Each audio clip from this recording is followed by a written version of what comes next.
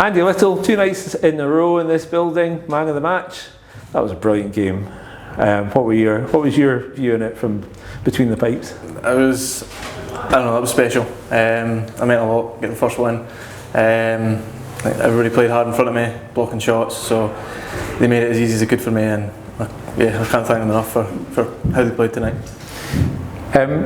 It's been a few years since you were last involved in a proper competitive game. I know obviously you're on for the Valentine's game last year, but that was a proper competitive game. You had to step up, and you did quite an amazing job there. Yeah, so that was my first start in 6 years. That's my first professional start a couple of weeks ago. So it was nice to get the win tonight after a couple of tough losses, but yeah, it was good. Let's talk about that game. What was it?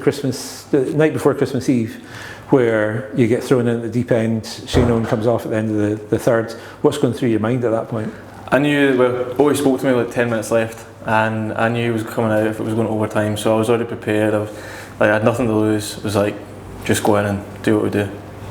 And then facing penalty shots as well. I mean, it was like everything was thrown at you at the one time. Yeah, just the same again. Like obviously the boys played well in overtime.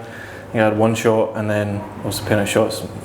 It's just one of those things, isn't it? It's like anybody can win penalties. Did that help kind of getting that out of the way on that night, so that you could kind of sort of come in and face your first full game already having been on the ice? Yeah, I suppose so. It wasn't an easy situation going in with just straight in overtime, especially against Belfast. But it was, I'll take as much ice as I can. Got a lot of protection this evening, and up the other end of the rink the boys were firing them home. Just tell us what the feeling's like in that dressing room tonight. Oh, it's wild. We're going to have a good night. and then is it back to the bench now with the new netminder coming in? I don't know yet. I'm not sure what's going to happen. I guess we'll just wait and see. Do you think you've done enough to kind of sort of put your mark down and say, you're not just a guy that stands at the side? I hope so.